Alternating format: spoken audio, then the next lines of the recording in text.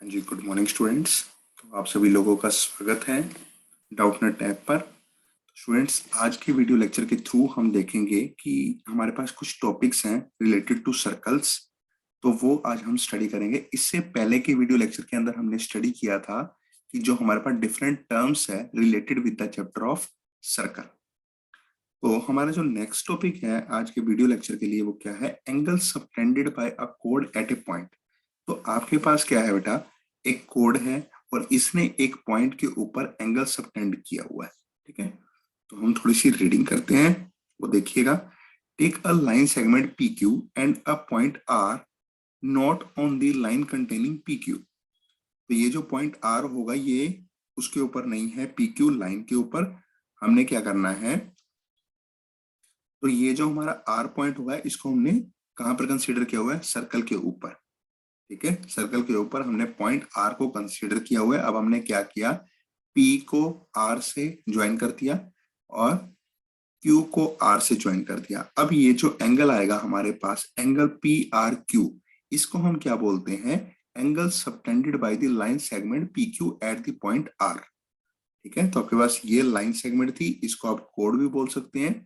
तो इसने angle subtend किया कहां पर? At point R. ठीक है, तो आपने क्या किया? आर पॉइंट कंसीडर किया सर्कल के ऊपर, पी को आर से ज्वाइन कर दिया और क्यू को भी आर से ज्वाइन कर दिया। अब आपके पास जो एंगल आएगा वो कौन सा एंगल आएगा?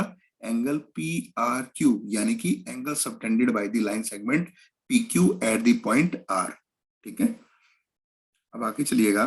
देखो, अब ये जो है एंगल पी ओ क्यू, ये कहां पर है? पी क्यू लाइन सेगमेंट ने सेंटर ऑफ द सर्कल के ऊपर एक एंगल सबटेंड किया। इसको हम कौन सा एंगल बोल रहे हैं? Angle P O Q. P R Q कहां पर होएगा? ये वाला एंगल हमारा, कि पी क्यू लाइन सेगमेंट ने एट पॉइंट आर के ऊपर एंगल सबटेंड किया, जिसको हम क्या बोल रहे हैं? Angle P R Q. Similarly हम कह सकते हैं एस पॉइंट के ऊपर पी क्यू लाइन सेगमेंट ने एक एंगल सबटेंड किया, इसको हम क्या बोलेंगे? Angle P S Q. ठीक है, तो आपको ये दिया हुआ है। अच्छा, इसको हम देखो, एंगल पी आर क्यू और एंगल पी एस क्यू, ये हमारे कौन से एंगल होते हैं? एंगल पी आर क्यू हमारा कौन सा एंगल होता है? Angle subtended by P Q at point R. इसको हम कौन सा बोल रहे हैं? ये मेजर आर्क के ऊपर है। ठीक है, तो ये आपके पास मेजर आर्क होगी, आर्क पी आर क्यू, और ये आर्क पी क्यू कौन सी आर्क है? Minor arc. तो मेजर आर्क के ऊपर इसने अगर एंगल सबटेंड किया तो ये कौन सा एंगल होगा? Angle P R Q. और माइनर आर्क के ऊपर अगर इसने एंगल सबटेंड किया तो ये कौन सा एंगल होगा? Angle P S Q. और सेंटर के ऊपर अगर ये एंगल सबटेंड करेगा तो ये कौन सा एंगल होगा? Angle P O Q. ठीक है, आगे हम बढ़ते हैं। अब आगे हम देखेंगे कि रिलेशनशिप क्या है साइज ऑफ द कोड और angle subtended bye it at the centre के ऊपर। ठीक है,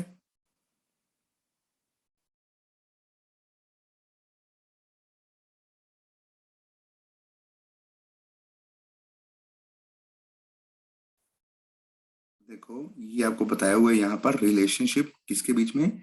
साइज ऑफ द कोड और एंगल सबटेंडेड बाय इट, उन दोनों के बीच में आपको रिलेशनशिप बताया हुआ है। क्या बताया हुआ है? देखो, you may see by drawing different chords of a circle. आपने डिफरेंट कोड्स ड्रॉ की and angles subtended by them at the centre, और आपने एंगल सबटेंड किया।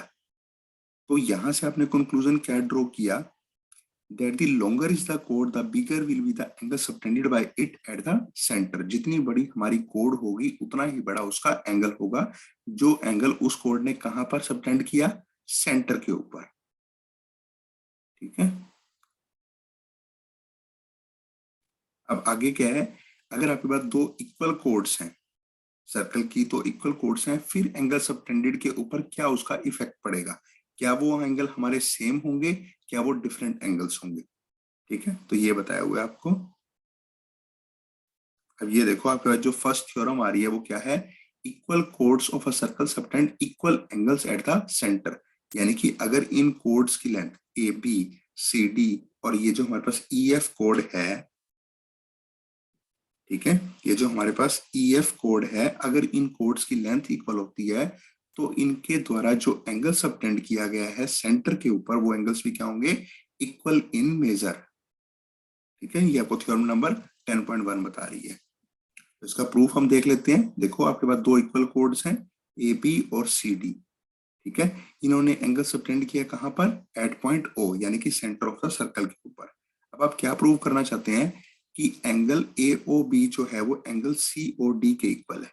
ये आप कैसे प्रूव कर सकते हैं? देखो आपके पास दो ट्रायंगल्स हैं, ए ओ बी और C O D. First of all आपके पास क्या होगा, ओ ए इक्वल टू ओ सी, यानी कि ये साइड जो होगी वो इस साइड के इक्वल होगी।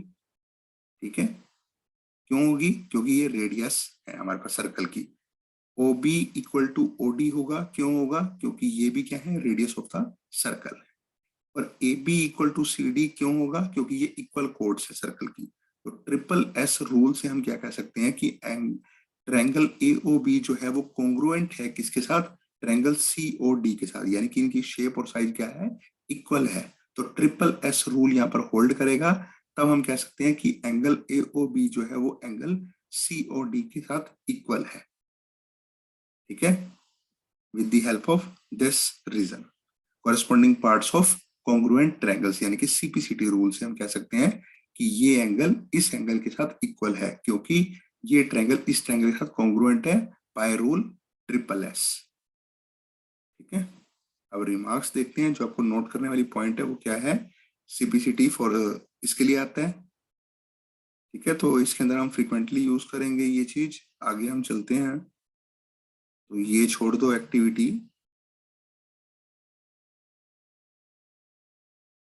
अब नेक्स्ट हमारे पास जो थ्योरम है वो क्या कह रहा है, if the angle subtended by the chords of a circle at the centre are equal then the chords are equal. अगर हमारे पास जो सर्कल की कोड्स हैं, अगर उन्होंने सेंटर के ऊपर इक्वल एंगल सबटेंड किया, अगर हमारे पास एंगल इक्वल होंगे तो डेफिनेटली जो कोड्स की लेंथ होगी वो भी इक्वल इन मेजरमेंट होगी। तो ये हम कैसे प्रूव कर सकते हैं? देखो, by rule S A S. ठीक है, आपके पास दो ट्रायंगल्स आपने कॉन्ग्रुएंट प्रूव कर देनी है, और वो एस ए एस से कॉन्ग्रुएंट हो जाएंगी। उसके बाद हम क्या कह सकते हैं, A B equal to C D because of CPCT. ठीक है,